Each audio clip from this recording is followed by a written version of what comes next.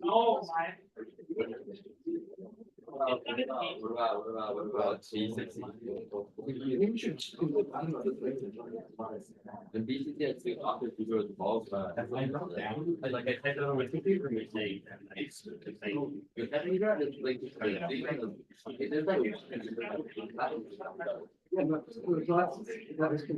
don't get how they do it.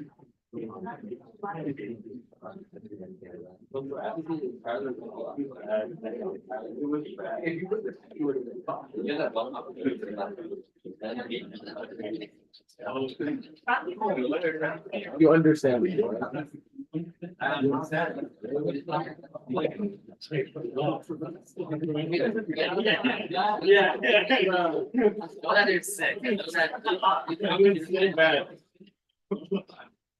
So I was talking about and it's really nice. And then he said something really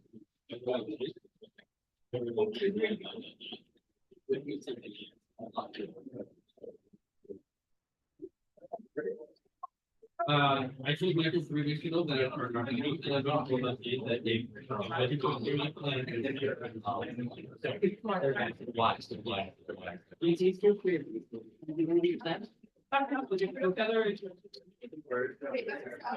My dog. So I did a very large. I'm not gonna. It's so many.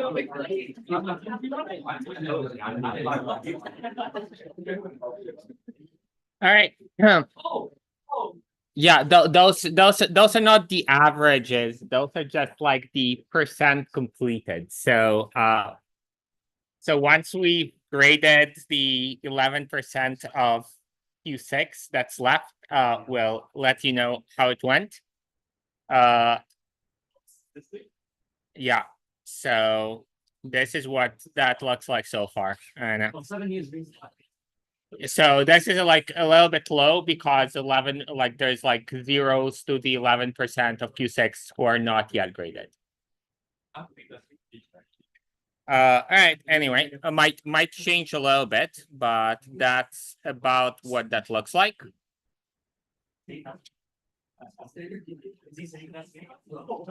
So.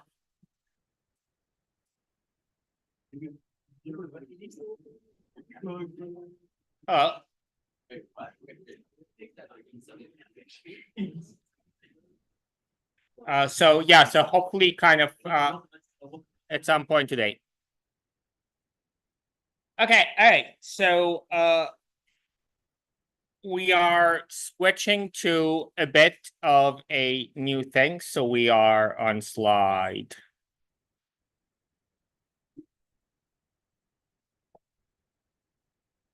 So we are on slide 100, a nice round number. So what we're going to be doing is kind of more specialized algorithms and data structures. One reason that I showed you a queue is that there is going to hopefully be one application of the queue data structure that you see, because a reasonable question to ask is like, hey, like why do you need a queue anyway? Well, there's reasons. So I also want to do like one class of algorithms, which is dynamic programming, which is what we're going to do today, because that's what you're going to be doing for project 2.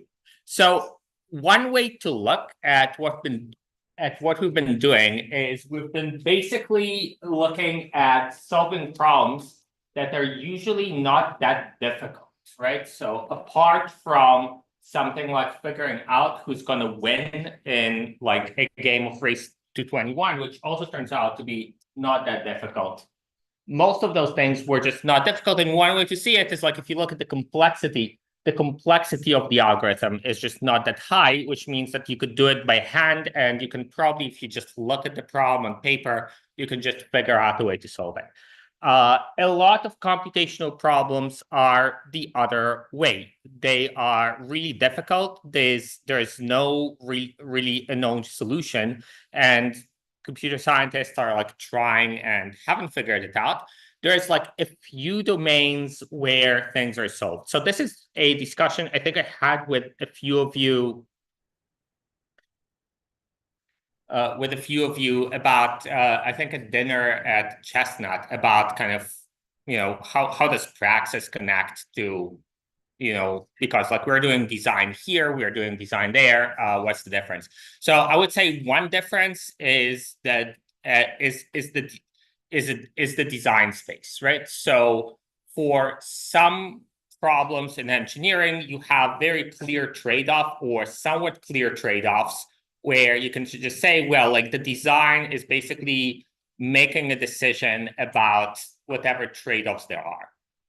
When you're designing an algorithm, a lot of the time it's not like that, right? The design space is not like, well, I could do it this way and it would be good in this way, or I could do it another way and that would be good in another way. It's more like, I have no idea where to go and this problem is possibly not solvable at all, right? So one way to describe it is, I think, is to think about the design space not as this square where you can pick any point, but as this, like, you know, long and winding path that you first need to find in order to solve anything. Okay. So here are examples of things that, you know, you can solve, but there's not really a way to figure it out efficiently, right? So how can you determine if white or black wins at chess? Well, in principle, if you game out all the possible chess games, yes, it's possible. It's not possible to do it efficiently. It's so much so not possible to do it efficiently that nobody's done it, right? So we technically don't know if in a game of chess with perfect play, whether white wins or whether it's a draw. A few people would think that it's black wins, but we don't know. Why not? Not because it's like conceptually, mathematically impossible to do, but because in order to go through all the possible games, you need to go through so many possibilities that you just can't do it, even with modern computers. And we haven't figured out a better way of figuring it out. Yes. Some people think black women. Sam? Why do some people think black women? I mean, I know because white sometimes wins. So I mean, like it's like, I mean, it's probably like it's probably either a forced draw or like maybe white can win. Like there's games where white can win. So you know, like find a proof of Fermat's law theorem. So Fermat's law theorem, like a famous theorem in mathematics. So you know, hundreds and hundreds and thousands of pages of math were written down, and eventually this was proved. But there's not an efficient way to take a statement of a theorem and get a proof of that theorem, right? So again, it's possible that, at least in some restricted settings, that such a thing could exist, but we don't know. So like, you know, predicting the weather works pretty well, but maybe not as well as it could be. Something as like finding the optimal timetable is clearly possible. So you can think about like rearrange, well, again, have some kind of criterion according to which you evaluate whether the timetable is good or not, and then like try all the possible assignments for all the possible students into all the possible classes and see what's optimal, right? Again, there's like so many options that in practice, they don't do that. So in practice, they try to approximate things and somehow shove classes in slots that seem to make sense.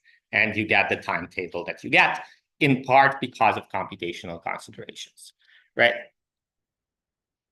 So what is possible? Well, like stuff like that is possible. So like finding a pretty good timetable is not that difficult.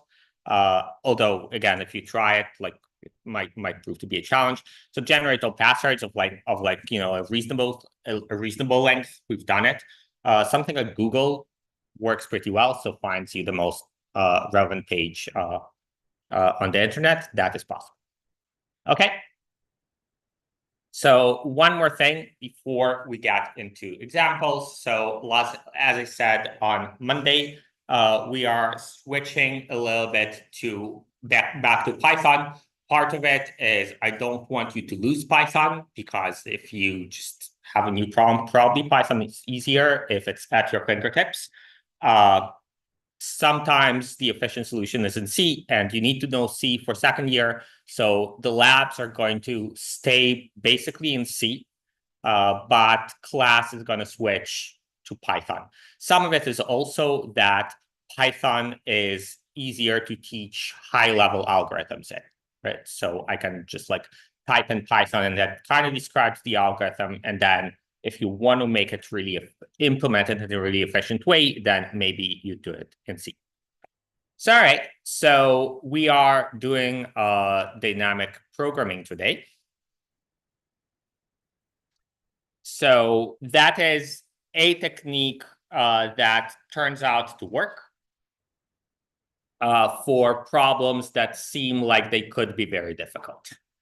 So we'll start with a problem that's not that difficult. So that's the Fibonacci numbers, right? So if you remember, this is from the last lecture of 180. You can actually get an exact estimate for what it would take if you just do, return fib n-1 plus fib n-2. That turns out to be this, right? So here's a slight modification of this, which actually makes Fibonacci numbers, or like this method of doing Fibonacci numbers, much more efficient. So what you can say is, all right, so I want to compute fib of n, and I want to return this, except I want to say, if I've already computed the nth Fibonacci number the once, I don't want to recompute it. So what you do is you send this dictionary. So we call it mem for memo. So something you write down, and this technique is known as memoization. So not a typo. So it's like memoization. You write down, the memos. And the way you do it is you say, okay, so if the key n is already here, so you've already computed the nth Fibonacci number, well, just return it. Don't recompute. If not, then we compute it the way we've done it before. Okay, this should be mem, not meme. Okay. And then we return mem at n. Does that make sense? So if I call it,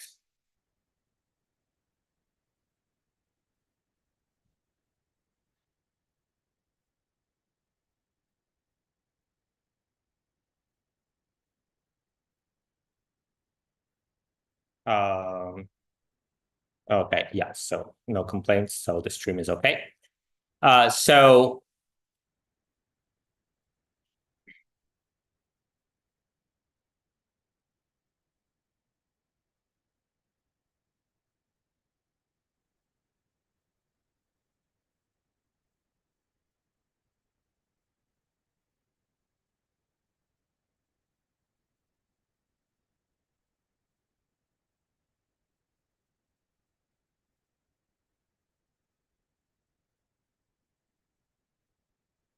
I'll just retype it. It's the same as in the slides. So we take n and we take mem, which by default is empty, and say, and so you've seen it on the slide, you can copy and paste it. So that's like this, right? So that's the same. So what's the complexity? So if we start with a call to fib of n, that's going to call fib of n-1 and fib of n-2.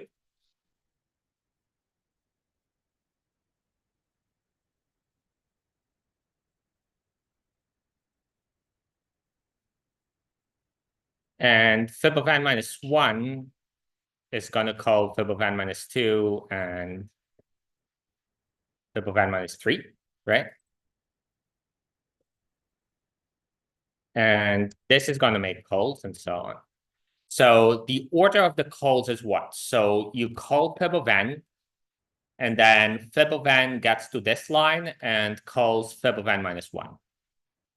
And then fib of n minus 1 gets to this line and calls fib of n minus 2. And fib of n minus 2 calls fib of n minus 3, and so on, right?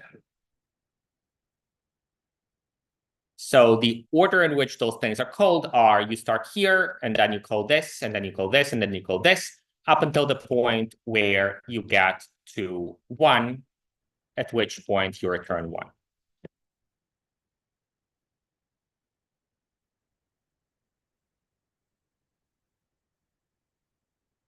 Does that make sense? Yeah. Does this function? This is the Fibonacci numbers, right? So this is like generating, sorry, so let's go back. So this is from last term, so I guess that was a while ago. So the Fibonacci numbers are like this.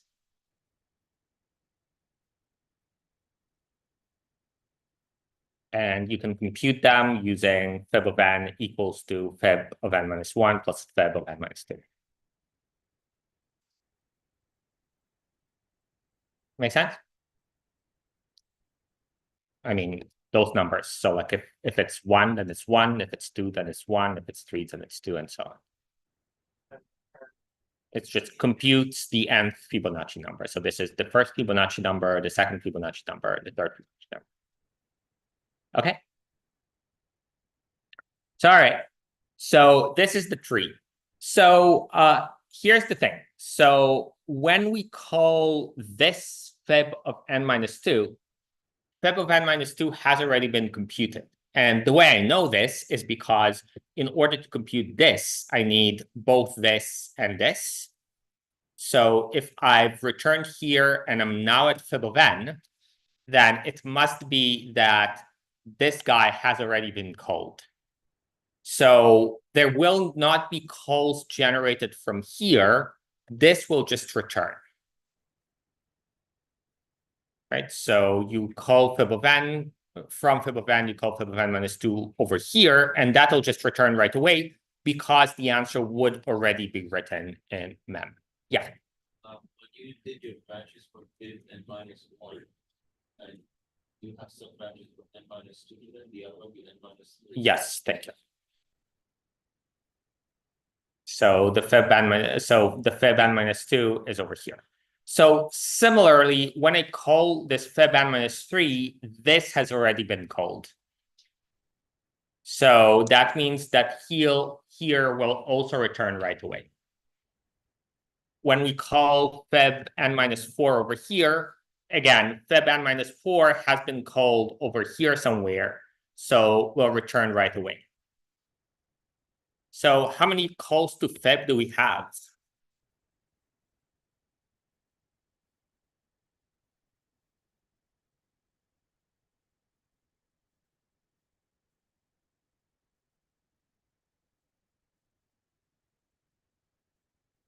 So we can just count. So like one way to count is there's 2 over here, and there's 2 over here, and there's 2 over here, and 2 over here, and so on. And this wing goes from n to 1, right? So there is n levels.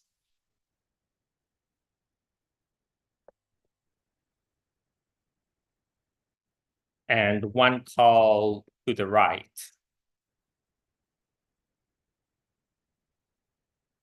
From every level. So 2 n calls.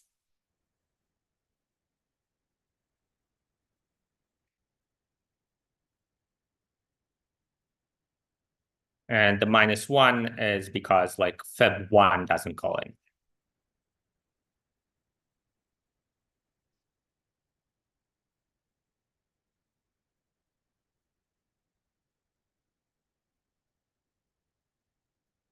So something like this. So each call takes the same amount of time. So the complexity here is O of n.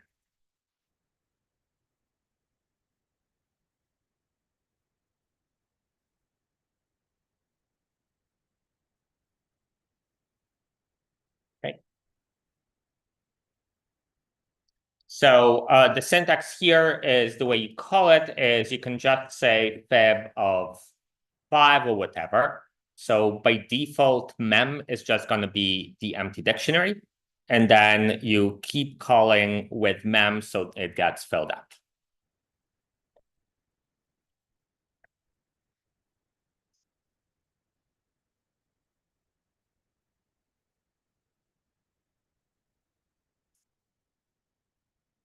So yeah.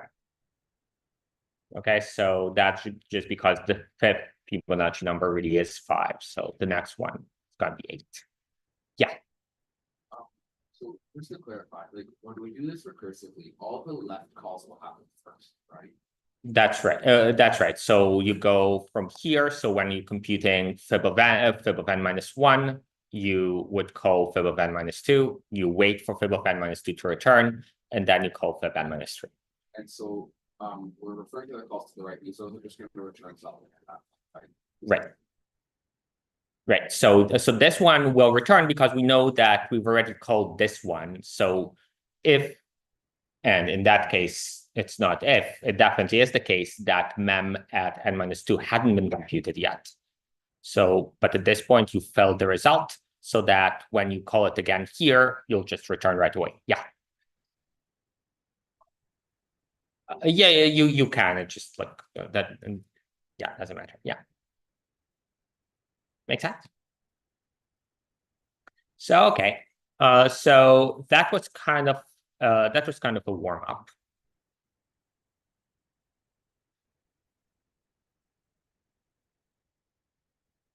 So this is just the summary of the runtime analysis.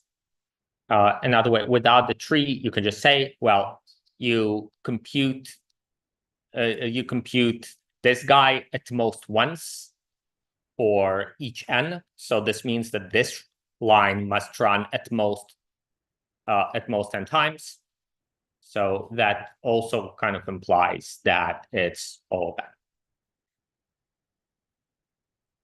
So here's the same kind of thing. And this example is so simple that you might say, like, what's the point of this? The point is more to get us into doing this kind of stuff for more complicated situations. So basically what we can do is we could say, okay, so I'll have a list of, n zeros initially. And I'll start maybe with like 0, 1, whatever. And then I'll keep building up the list until I get fib list at n. So the end here is more C-ish to me.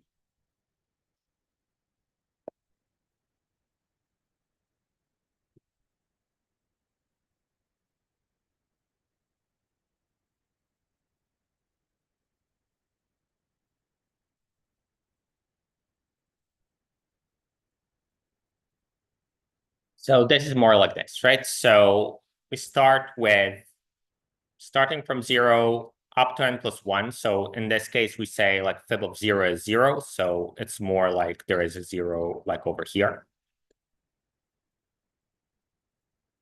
And then we go, okay, so fib list at 2 is going to be this plus this. And then fib list at 3 is going to be this plus this. And then fib list at 4 is going to be this plus this, and so on. Right? Does that make sense? And this is obviously all of n because all that you're doing is you're computing n plus 1 entries in a list.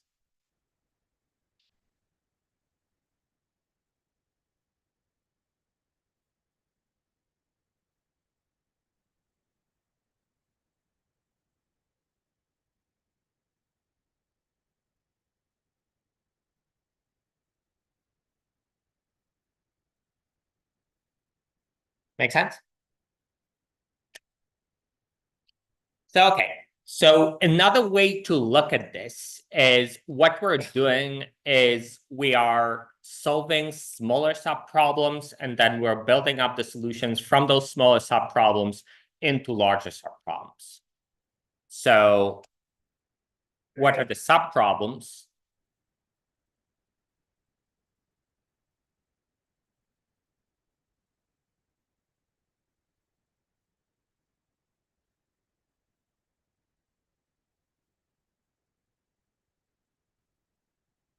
So the subproblems are like compute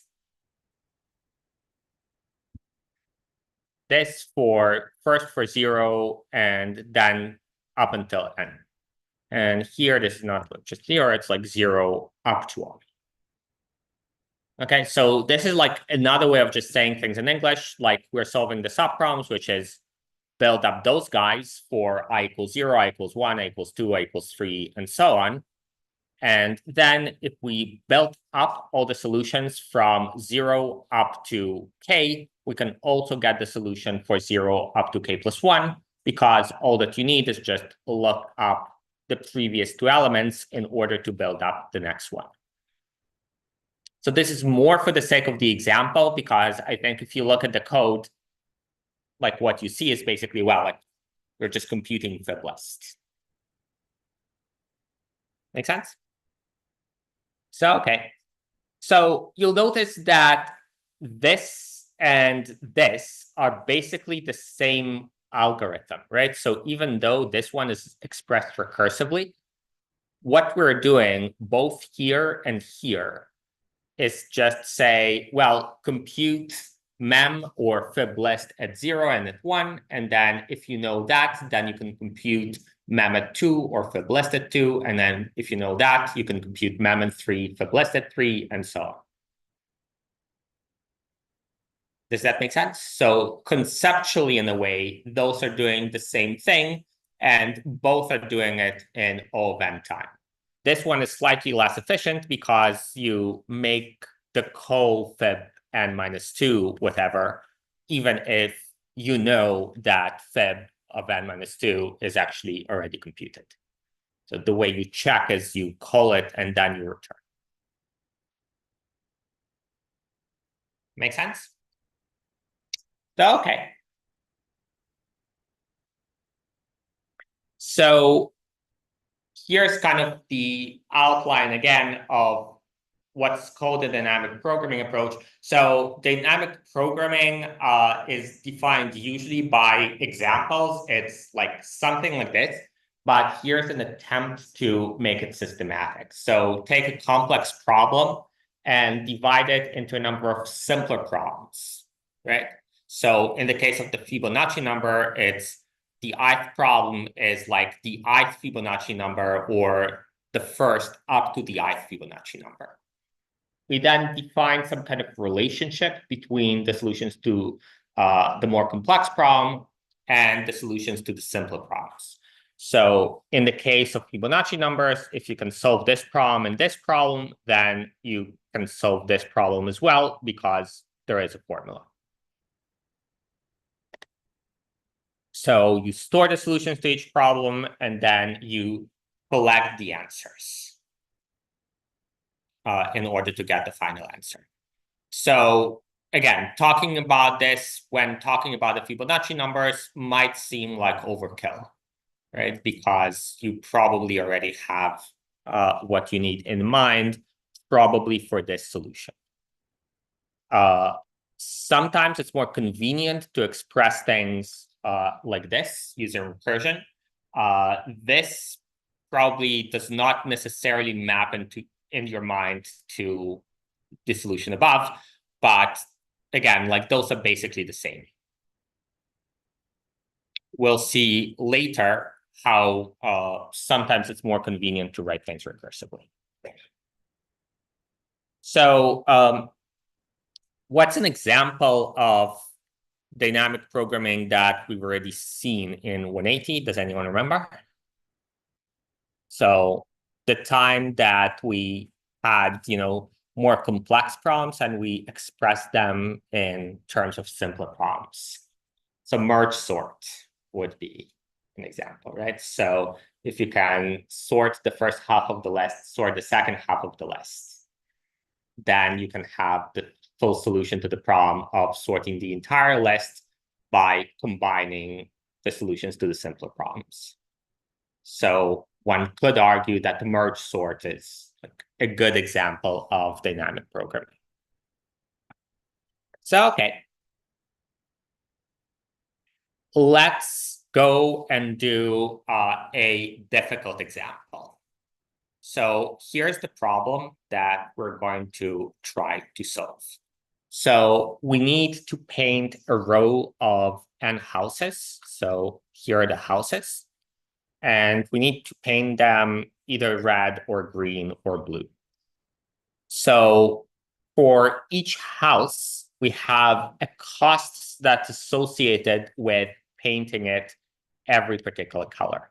So for example, if I wanted to paint this house red, it would cost me 7. Want to paint it green, it would cost me 3. If I want to paint it blue, it would cost me 16. There is also a rule that no two adjacent houses can have the same color. So if not for this condition, the problem would be really easy, right? So just look at what's the cheapest color to paint every house and pick that, right? So without this condition, you would just say, okay, so this should be green, and you would say, this should be red, and you would say, this should be blue, but then you would also say, this should be blue, but that's not actually allowed. Right? You might imagine saying, oh, okay, well, I know what to do. So I'll pick the cheapest one. And then if one doesn't work out, I'll pick the next cheapest one, right? And that in fact works with this. But in general, you might imagine that you've already made a lot of decisions here, and you might actually be in a situation where you're stuck, and it turns out that the only option that you're left with at the end is very expensive. Does that make sense? So does the problem make sense? Okay. All right. So so we want to minimize all of that. So okay. So here comes kind of the creative part. So it turns out that this is solvable using dynamic programming, meaning you can decompose this into smaller problems that are actually solvable. So here are, and this is a creative step. Some problems are just difficult. So the creative step here is to say, well, what if I defined those 3 functions? So I would say R of I is the minimal cost to paint the first houses with the ith house fixed as being painted red. So for example, for R2, we are over here, right? So you have to paint this house red. And then Ri is the minimal cost in total of, if this is definitely red, do whatever you want on the left while keeping to the rules. What's the smallest cost that you could have? Okay. So just another example. So G of I, so this is green, means that you're definitely painting this guy green, and then you need to pick the smallest cost on the left, right? So if this is green, then you can do like 6-3. That would probably be the cheapest. On the other hand, if you say R of 3, so R of 3 forces this to be 7, which means that you can't just say that the answer is 7 plus 6 plus 3, because if you paint house 3 red, that means that you don't get to paint house 2 red. Does that make sense? So R of 3 over here would be what? So you would say, well, like maybe you paint this house green, or maybe you paint it blue, right? So blue definitely doesn't make, so blue doesn't, well, so if you paint it like this, then the cost would be 8 plus 7. If you paint it like this, then the cost would be 10 plus 3. So 10 plus 3 is better. So 7 plus 10 plus 3 is R of 3. Can you write it down?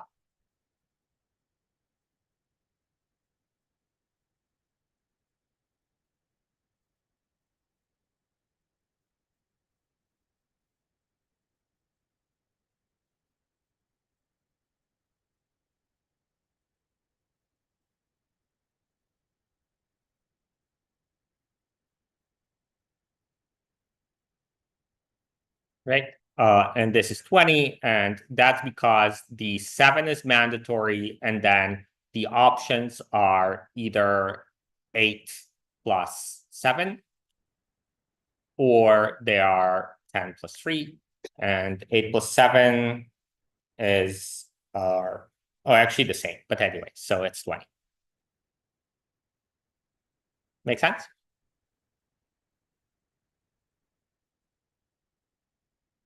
Sorry, so does this, yeah. Well, because that's more expensive, right? Yeah. Okay. So, all right. So we define those subproblems. And now the idea is that we are actually going to be able to keep solving those subproblems in order to eventually solve the entire problem. Okay. So how are we going to do it? Well, so what's R at I? So I kind of already did this. So R at I, so if I paint this guy red, so this would be R of 4. This is going to be the cost. So this is the 8. And then the options are either I paint this house green or I paint it blue. And because I already have G and B for the smaller i's, I can just say, well, R of I, so the cost of painting this house I is 8 plus the smaller of painting I minus 1 green plus everything to the left, or the cost of painting I minus 1 blue and also everything to the left. Yeah. But for example, why don't I just go to index 1, choose one of the red one, green one, and blue one? Right. So the question is, why do we need to go back? And the answer is, imagine that you, so let me take this. So let me do a small example here. That's a worthwhile question. So let's imagine that the example is like this. So this, let's say that this is like 1, and this is like 100, and this is 100. So this is like red, green, blue.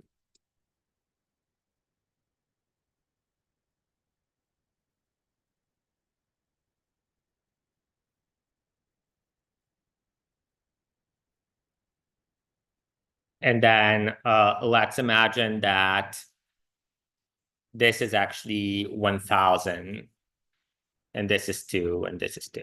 So if you just go left to right, then you would say, well, like this looks like a good deal. I'll paint house 1 red. And then if you already decided that you painted it red, then you come here and say, oh, sorry, the other way. You say, oh, I now wish that I hadn't painted house number 1 red because house number 2 is really going to cost me unless I paint it red. Yeah.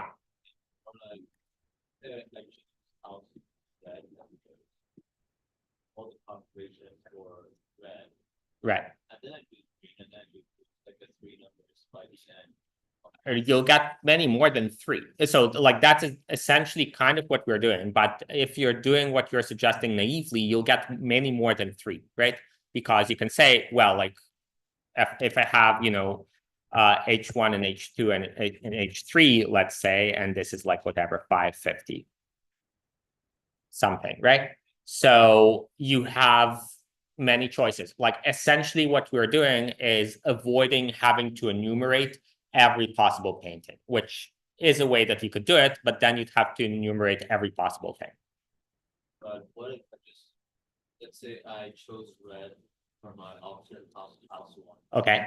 And when I'm choosing house 2, I just run a minimum function for all the options other than the one after red. So you want the minimum for H2. So you want like, so you want to say, I pick 1000, do I pick 2000, do I pick 2000, and you just take the minimum, right? I think the minimum except for the 1000 because we cannot pick that. Well, if it's except for the 1000, then you missed out on the correct solution. So you have to consider the 1000. Yeah, that's what we do. Right. So you want to go like H2 and you're saying, well, like I need like is it like 1000 plus 100, or is it 2000 plus 1, or is it 2000 plus 1, right? So you're saying, let me pick the second house. But then you get the same problem with H3 and you don't know that you picked the paint for H2 in the correct way. So you might need to change your mind again.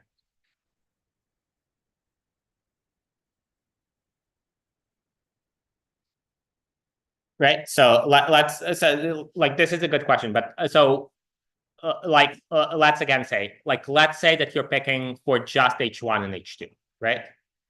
For that, I think your plan, correct me if I'm wrong, is to say, does 1000 work for me? Well, if it's 1000, then the cost would be 1000 plus 100. My algorithm is for like, so quite this deterministic algorithm in the sense that I choose red no matter what for my first round, and I'm gonna go through the rest of the options. Okay. Option, let's say for now, house 1, I choose red. Okay. Just don't think about anything else. Okay. Now, when I choose house 2, I know that I cannot choose 1000 because that's just not happening. So then you try like green and blue. Fundamental function for the rest of my Yeah. options, Yeah. I get one of those. Yeah. Because that's Yeah. deterministic. That I mean, deterministic just means that it's the same every time, which it would be deterministic every time. So what you're saying, enumerate all the possible paintings. Yeah, you can do it. All the choices Yeah, you can do it. There's exponentially many of them, but you can do it. it wouldn't be exponentially many because I run minimum function, it would just be one number in the output. It would be exponentially many because here you're saying I want to try this and I want to try this and I want to try this. So this is times 3, right? And then you're saying for this, you need to, again, like you're excluding 1, but there's like 2 others that you need to try. That's big. Because Maybe after the lecture. no, I swear. So let's discuss after the lecture. I want to go with my solution. Okay. It might be that I think what you're saying is exponential, but we can talk after lecture. Okay. So okay. All right. So what we're doing here is saying, okay, so we have the cost up to I minus 1 for B and the cost up to I minus 1 for G. So if I want to know what's the cost up to I equals 4, it's going to be 8 plus the smaller of make this green and incorporate like the entire cost up to house 3 with house 3 green, or incorporate the entire cost up to house 3 being blue.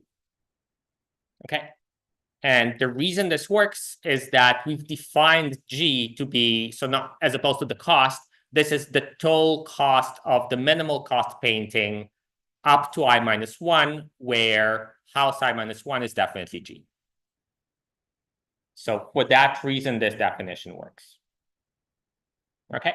So we can compute, Ri, Gi, Bi for I, 1, 2, 3, and so on. And eventually we get R of 6, B of 6, G of 6. And what's the cost of the best the best scheme for painting? Well, it's the smallest of those, right? Because this is the cost of painting everything and painting the last house red, the cost of painting everything in the minimal cost way and painting the last one G, and so on. Does that make sense? So, okay. So let's implement this 4 minutes because we had a bit of an argument.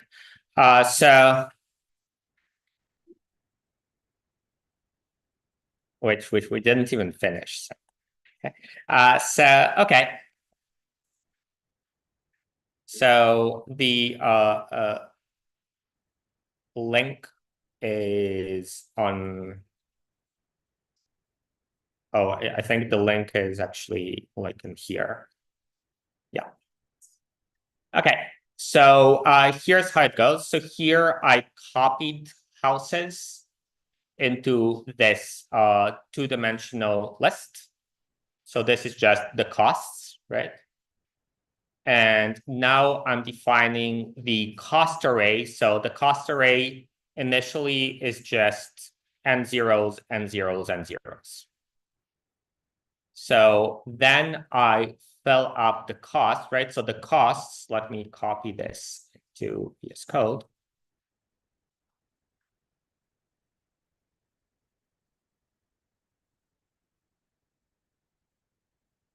So this would be like R at 0, and this would be G at 0, and this would be B at 0. Right? So for the first house, for the house at index 0, the cost of painting everything and then painting house 0 red is just the cost from here, this 7. And this is G of 0, and this is B of 0. So then we go and we update the costs, right? So what's the cost of painting house 1 red and then painting house 0, whatever makes sense?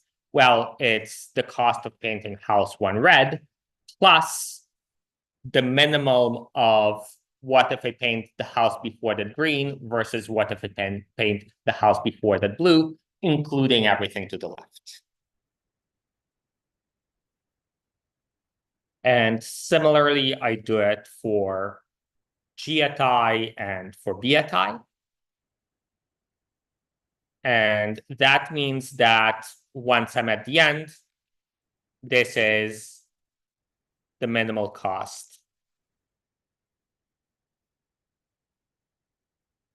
to pay the first 6 houses.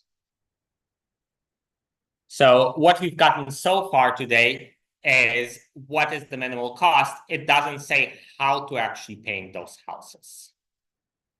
So I don't have time to do the paint job for all of them, but at the very least, we can say what to paint the last house, how to do that. So like from here, we know exactly. So we already know.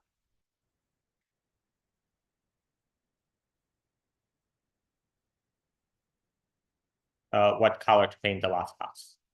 Why is that?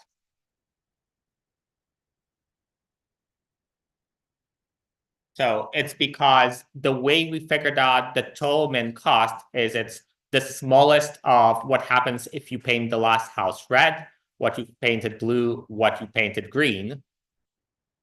So you can just look at the coordinate of like, is this the smallest? Is this the smallest? Is this the smallest? And that will tell you, well, it must be that the last house is red, or it must be that it's green, or it must be that it's blue, depending on which of the total costs is smaller. Yeah. Yes. So and that's kind of why we started with the Fibonacci. So in the same way that here you can do this solution or you can do this solution, and the formula is the same. So it's like this formula or it's this formula. You can always convert it into a recursive thing.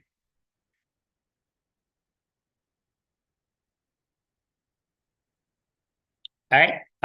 Okay. We'll recover the other paint job scheme tomorrow. Bye.